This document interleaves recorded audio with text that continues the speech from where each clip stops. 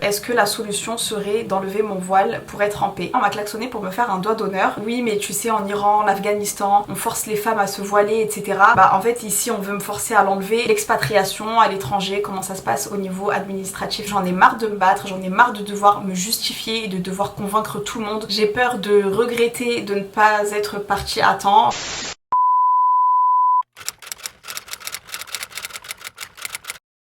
Pourquoi ce titre? Eh bien c'est très simple. J'aime la France, j'aime la culture française, j'aime mon quotidien en France, j'aime mes habitudes en France, j'aurais encore un tas de choses à citer, mais je me retrouve aujourd'hui malheureusement dans une sorte de relation toxique. J'ai l'impression que cet amour n'est plus réciproque, la sensation d'aimer un pays qui ne m'aime pas en retour, ou du moins qui ne m'accepte pas. Alors attention, je ne pars pas du tout dans une optique de victimisation parce que je pars vraiment du principe où l'on a toujours le choix, c'est-à-dire que si je ne me sens plus respectée dans tel ou tel endroit, j'ai toujours le choix de partir. C'est juste qu'il faut énormément de courage. En revanche, au vu du contexte actuel, j'avais quand même envie de vous parler à cœur ouvert, de vous parler exactement comme je parle à mes proches en ce moment. J'ai besoin de faire un état des lieux et surtout d'avoir vos avis en fait. Je n'ai jamais été autant perdue et autant craintive de l'avenir. Pour vous remettre un petit peu dans le contexte, j'ai décidé de porter le voile à 18 ans et demi, donc juste après mon bac. Et certes à l'époque on parlait déjà du voile dans les médias, mais ce n'était pas autant qu'aujourd'hui. Donc j'avais décidé de ne pas du tout prêter attention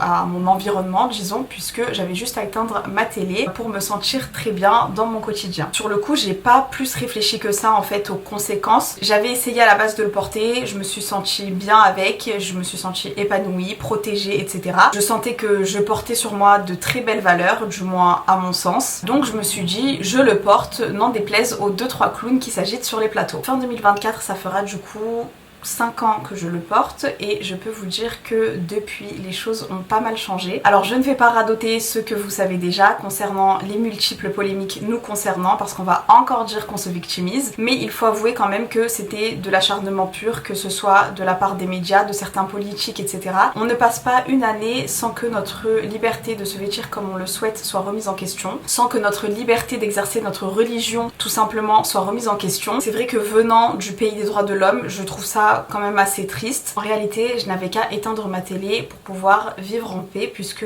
je trouvais en tout cas jusqu'ici que le comportement des personnes à l'extérieur ne reflétait aucunement ce qui ressortait des médias. Du coup, c'est vrai que c'était plutôt rassurant. Pourtant, je vis sur la Côte d'Azur et nous avons ici une réputation qui est assez mauvaise en termes d'ouverture d'esprit. Mais à ma grande surprise, j'ai vu que les gens étaient assez intelligents pour faire la part des choses et surtout pour ne pas tomber dans le piège de la manipulation médiatique. Sauf qu'à mon grand désespoir, j'ai quand même la sensation ces derniers temps que les ennemis de l'islam sont en train d'avoir gain de cause et sont en train de nous manipuler peu à peu afin de nous faire croire, alors déjà nous en tant que musulmans, que nous ne sommes pas à notre place et que nous ne sommes pas légitimes de vivre notre religion en paix. Et ils sont également en train de faire croire, en tout cas c'est la sensation que j'ai, que le grand ennemi de la France c'est l'islam. Donc tout ce qui est harcèlement à l'école, délinquance, chômage, baisse du pouvoir d'achat, dégradation des structures publiques, manque de personnel soignant, manque d'enseignants, écologie, etc., etc. Tout ça on n'en parle pas parce que le plus important c'est de combattre l'islam. Et puis de toute façon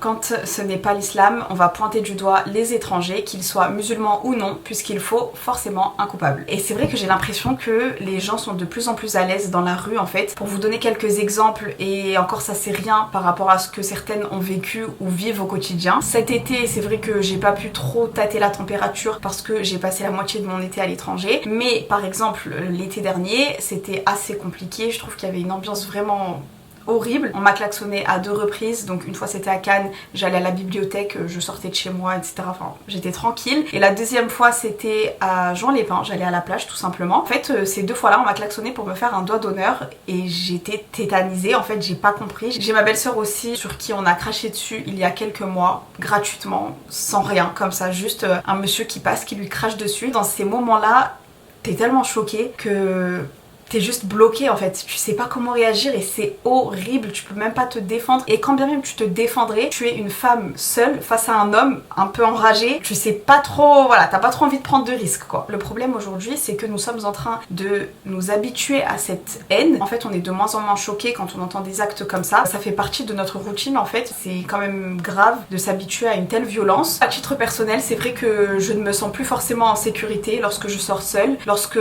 j'entre dans une boulangerie ou dans n'importe quelle structure, j'ai toujours une appréhension, j'ai peur que l'on me juge, que l'on m'insulte, que l'on m'agresse, enfin j'en viens même à me priver d'aller à la plage. Pourtant j'habite à 2 minutes à pied vraiment de la mer et c'est impossible pour moi d'aller me baigner alors qu'on est en plein été et qu'il fait extrêmement chaud, tout simplement parce que je sais qu'ici le burkini est assez mal vu. Du coup tout simplement ça me met hyper mal à l'aise, je ne supporte plus que l'on me regarde, je ne supporte plus de me demander si telle ou telle personne va m'insulter, si telle ou telle personne me déteste parce que je porte un voile. C'est horrible parce que au quotidien on a l'impression voilà de ne pas avoir le droit d'exister, tout simplement. Et encore une fois, je n'ai jamais tenu ce genre de propos, je me sentais jamais légitime en fait, j'avais l'impression que voilà on allait me reprocher de me victimiser, etc. Mais c'est une réalité, c'est ma réalité, c'est la réalité de plein d'autres femmes. J'ai décidé de ne plus invisibiliser mes sentiments. Après juste concernant l'aspect digital, voilà je me suis jamais plaint des haters qui m'ont insulté en long, en large et en travers pour mon voile. Lorsque je vous partage des messages insultants en story, et notamment j'en ai reçu énormément suite à ma vidéo sur le boycott, enfin bref ça c'est un autre sujet encore. Du coup c'est vrai que voilà quand je vous partage des messages que je reçois concernant mon voile, c'est souvent pour me moquer parce qu'en réalité ces personnes là je les bloque, elles n'existent plus. Donc disons que le digital ça n'a pas vraiment d'impact sur mon quotidien. Après pour vous dire à quel point ce contexte et cette ambiance m'a vraiment impactée, et je vous le dis avec beaucoup de sincérité et beaucoup de peine surtout, je me suis déjà posé la question de est-ce que la solution serait d'enlever mon voile pour être en paix? Est-ce que je pourrais enfin vivre comme tout le monde sans avoir peur que l'on se moque de moi à tout bout de champ? Et après plusieurs réflexions, je me suis dit mais jamais de la vie en fait. Pourquoi est-ce que je devrais me forcer à entrer dans des cases que l'on m'impose? Pourquoi est-ce que je devrais me plier aux critères d'assimilation de certains? Et surtout, quand bien même je retirerais mon voile, pour autant, est-ce que je serais en paix lorsque j'entendrai des discours qui prônent la haine envers l'islam? Est-ce que je serais davantage respectée en tant que femme musulmane dans mon intégrité? Est-ce que les nouveaux programmes scolaires sont en adéquation avec les valeurs que je souhaite inculquer à mes enfants? Est-ce que je me sens bien dans un pays dans lequel certains médias défendent un génocide? Et la réponse est non en fait. La réalité c'est que voilà, le voile est certes plus visible, donc plus facilement attaquable, mais en réalité c'est l'islam qui dérange. Et je ne parle pas, attention encore une fois, du peuple français dans sa majorité, mais je parle vraiment des politiques et des médias. Bon, même si ceux-ci ont forcément un impact sur une certaine partie de la population, je vous assure que je peine à penser qu'il reste de l'espoir en l'humanité, donc je tiens vraiment à ne pas faire d'amalgame et à ne pas mettre tout le monde dans le même sac. Après pour continuer dans ma réflexion, on m'a dit récemment que le voile n'était pas non plus le cœur ou le noyau de l'islam, que c'était pas si grave que ça si je l'enlevais pour ma sécurité, etc. compte tenu du contexte en France, tout ça. Après moi voilà, je rentre jamais dans les questions religieuses, enfin du moins j'essaye de m'en éloigner le plus possible, déjà parce que je n'ai pas la science et aussi parce que je ne veux pas prendre la responsabilité d'induire en erreur qui que ce soit, mais pour que vous puissiez comprendre un petit peu ma position, même si le voile n'était pas obligatoire, ça ne changerait rien du tout. Étant donné que je me sens bien avec, pourquoi est-ce que je m'obligerais à enlever quelque chose qui fait partie de mon identité? Et ça me rend folle quand j'entends des discours du type oui mais tu sais en Iran, en Afghanistan, on force les femmes à se voiler, etc. Bah en fait ici on veut me forcer à l'enlever, donc au final vous êtes un petit peu sur le même piédestal, voilà tout simplement. Et surtout que les femmes en Afghanistan, en Iran, etc. elles ne se battent pas forcément pour l'enlever, elles se battent pour avoir le choix de le porter ou non. Moi je vous le dis honnêtement, pour être totalement honnête, et j'ai toujours dit ça à mes proches d'ailleurs, ça ne me dérange pas que l'on ne comprenne pas le choix du voile. C'est-à-dire que voilà, une personne qui va me dire que oui, elle ne comprend pas ce choix et qu'elle a tel ou tel avis sur le voile, ça ne me pose pas de problème à partir du moment où tu me respectes et où tu ne m'imposes pas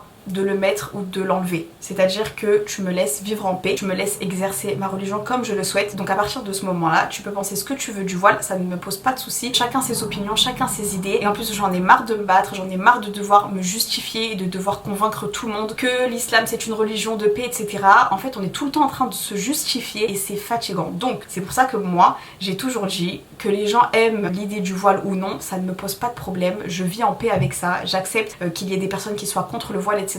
Mais par contre je n'accepte pas que l'on m'impose de l'enlever ou que l'on m'insulte pour celui-ci. C'est-à-dire que tu as tes idées, il n'y a pas de souci, mais garde-les dans ton coin. Ensuite, concernant l'étranger aussi, que ce soit dans un pays musulman ou non, mon voile, je le sens très léger à porter. Je ne le sens pas lourd. Chose qui n'est pas forcément le cas ici, parce que c'est vrai que quand je sors au quotidien, je dirais pas que c'est un supplice de sortir avec un voile, mais j'ai toujours une appréhension, tout simplement. Après, attention, je suis pas là pour rabaisser tel ou tel pays, je suis pas là pour comparer et dire que dans tel pays c'est mieux que la France, etc. Là, je vous parle vraiment d'un ressenti que j'ai, et c'est un sentiment temps que j'ai de plus en plus, je me sens tout le temps redevable, je me sens désolée, j'ai l'impression de toujours devoir me justifier, de devoir faire attention, de devoir me faire la plus discrète possible. Je me sens restreinte tout simplement dans ma façon d'être et de vivre. Là vous allez probablement me dire prends tes clics et tes claques et va-t'en quoi tout simplement. Eh bien sachez que je suis en train d'y réfléchir. Nous sommes en train de contacter du coup des personnes qui nous renseignent un petit peu sur l'expatriation à l'étranger, comment ça se passe au niveau administratif, etc. C'est juste à titre informatif, hein, on n'a pas du tout pris de décision, on n'a rien fait, rien prévu, on n'a vraiment rien programmé du tout, on est juste en train de tâter le terrain on va dire. On se prépare psychologiquement disons si jamais un jour on a la goutte de trop et qu'on décide que ça y est stop on doit partir. Et la vérité aussi c'est que si on doit partir ce sera à contre-cœur parce qu'on aime trop la France, on aime trop notre vie ici, on a un cadre de vie qui est juste magnifique. Les personnes qui vivent sur la Côte d'Azur comprendront. C'est vrai que voilà ici on n'est pas à plaindre. L'été on a la mer qui est juste à côté, l'hiver on a les stations de ski qui sont même pas 1 heure, on peut aller en Italie en 1 heure. Moi j'ai toujours dit que je ne pourrais pas me voir vivre ailleurs que sur la Côte d'Azur parce que c'est voilà on a grandi ici. On a tous nos amis, notre famille, ça reste quand même notre enfance, notre culture, notre vie en fait tout simplement. Donc forcément c'est vraiment pas évident de prendre une décision qui est aussi importante. Ça représenterait un énorme chamboulement de tout reconstruire à l'étranger et surtout en fait j'ai toujours l'espoir que ça s'arrange et c'est pour ça que je suis assez mitigée sur le sujet de l'expatriation. Je ne peux pas m'empêcher de me dire que cette situation est peut-être seulement provisoire, peut-être qu'on apprendra tous à vivre ensemble, à s'aimer, à se respecter, peu importe nos croyances, nos cultures, nos origines, nos coutumes, etc.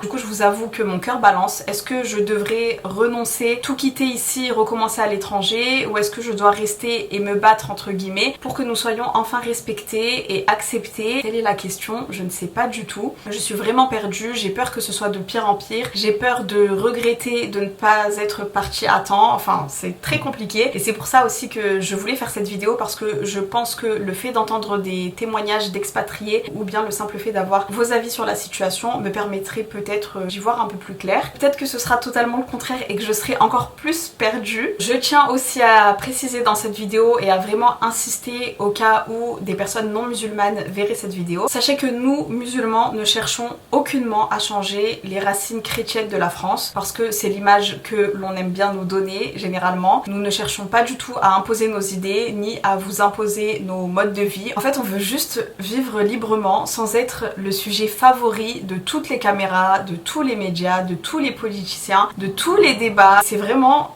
hyper usant et hyper fatigant. Concernant le titre La France tu l'aimes mais tu la quittes, à la base c'est le titre d'une enquête sociologique portant sur le départ des musulmans français qui ont été poussés à partir par un climat anti-islam qui est omniprésent. Et j'insiste sur le terme anti-islam et non pas islamophobe car les mots ont un sens et que tous les événements slash débats de ces dernières années n'ont pas été motivés, à mon sens en tout cas, par une peur de l'islam mais bien par une haine de la religion. Je vous conseille quand même de jeter un coup d'œil à cette enquête qui est hyper intéressante. Le titre de cette enquête d'ailleurs fait référence à la phrase d'un, il me semble que c'était un président américain à la base, qui a été ensuite reprise par Sarkozy, la France tu l'aimes ou tu la quittes, qui de base n'est pas une phrase avec laquelle je suis en total désaccord dans le fond, mais ce qui me déplaît dans cette phrase c'est que je trouve qu'elle peut être très mal interprétée en fait, elle peut être interprétée d'une façon qui est assez malsaine. C'est un petit peu l'argument quand tu vas critiquer telle ou telle chose dans ton pays, on va te dire ah bah la France tu l'aimes ou tu la quittes. Certes, si tu as une haine profonde envers le pays dans lequel tu vis,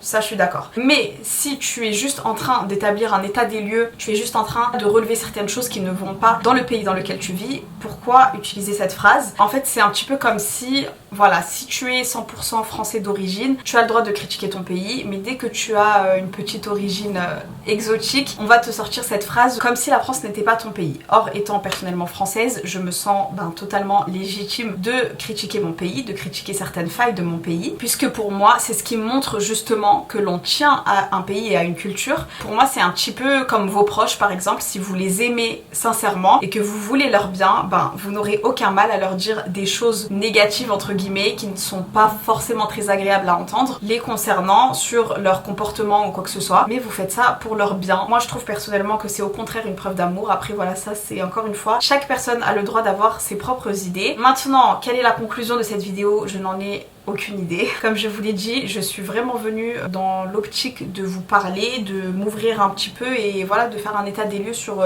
notre situation aujourd'hui parce que je sais que je ne suis pas la seule à me poser ce genre de questions. Enfin bref, pour l'instant on n'a vraiment rien décidé, comme je vous l'ai dit, on est juste en train de tâter le terrain. Moi il y a une chose qui me bloque aussi, ce sont mes études. Il me reste encore pas mal d'années, j'ai pas terminé. Ça aussi ça rentre en compte forcément et puis de toute façon je me dis que ok, je vais passer mes études, je vais obtenir mon doctorat etc, Inch'Allah, mais une fois que je voudrais travailler, je sais très bien que je serai restreinte, je sais très bien que j'aurai une sorte de plafond de verre. En fait j'ai quand même une appréhension aussi par rapport à ça. Enfin bref, c'est vraiment le brouillard dans mon cerveau. Je vous jure que tous les jours je change d'avis. Un jour je me dis non mais j'aime trop la France, je peux pas partir, je me vois pas quitter mes petites habitudes, mes amis, ma famille etc.